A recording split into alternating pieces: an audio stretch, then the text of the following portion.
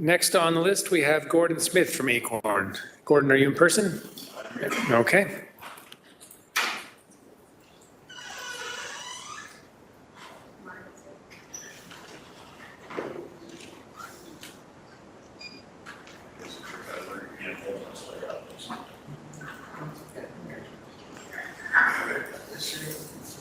Fantastic. Thank you very much. Okay, we'll just wait to get your microphone on there, Gordon, and you can proceed. Perfect. Thank you. Good afternoon, Mr. Chair, councillors, staff. My name's Gordon Smythe, and I am a downtown Hamilton Acorn member. I'm delegating to share my experience with eviction and support the rental housing protection bylaws so tenants don't have to go through what I did and am still going through. I just want to iterate that. In 2015, 468 James Street North was most affordable rent I could find, but even 9 years ago, it was difficult finding affordable housing on a fixed income. On the Ontario Disability Support Program, my annual income is $15,000 a year or $1,255 a month. My 2021 rent was $525 a month, which was 42% of my income. This is 9 years ago. My income has not gone up one penny. When I first moved in 2015, 468 James Street North had all 12 units occupied. By May 2021, we were down to 4 tenants and counting the days until we lost our homes. It started escalating in 2017 when Red Brick Rentals sold the building to John Van Nostrand Developments, JVND, and they had plans to demolish 476 to 468 James Street North to build a 92-unit condo building with the aim of providing affordable home ownership to households with incomes ranging from $25,000 to $125,000. But they backed out of the project in 2019.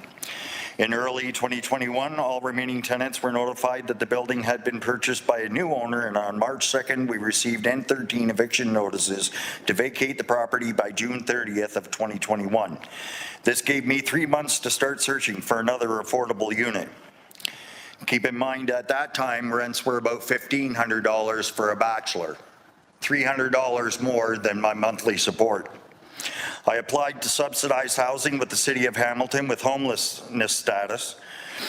With a wait list of over 5,000 households, I realized the prospect of securing a spot in social housing by June was slim. With Acorn, we organized a rally in front of the building and were able to secure a meeting with the developer and negotiated higher compensation for each tenant and more time to move. Preparing to be homeless, I bought a wagon to pull behind my mobility device so I could carry what was needed, and a generator to charge the chair, my hearing equipment, cell phone, portable cooking appliances, etc. I also got a tent big enough to store all of my gear and a canopy to cover it all and keep it out of the sun and heat. I was homeless for 6 months, and 12 affordable rents were lost.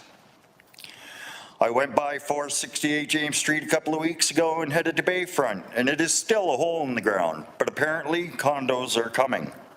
It's called Harbor Life Condos, starting over $400,000 up to $700,000 and promising huge returns for investors.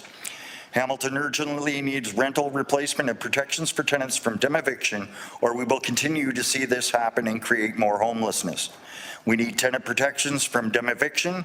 Tenants do not want to move and lose their affordable homes.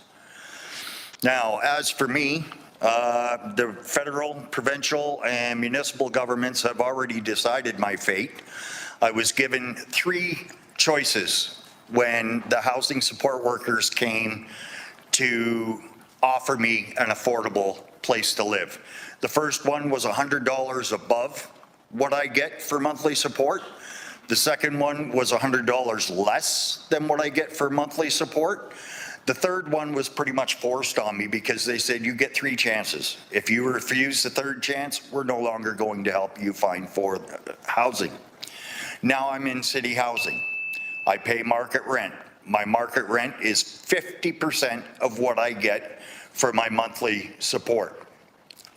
My subsidy, granted by the City of Hamilton or by Housing Hamilton, thank you very much, $12 a month.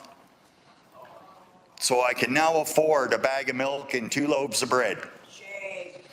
So for people like me that have to be forced to live in a place where, to be honest, the health conditions and the people that live in there and the stress and suffering I go through 24 hours a day, I'd sooner be in a tent.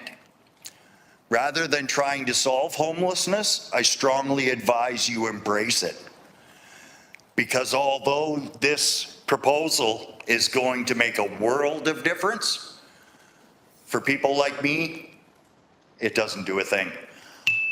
I don't want to see the tens of thousands of people in this province or the hundreds of thousands of people in this country go through what I am now, because there is no cure for me. But let's hope we can look after the people of this future. Thank you. Thank you very much, Gordon. Are there any speakers? Any questions for Gordon? Not seeing any. Appreciate you being here today and Thank you. sharing your story.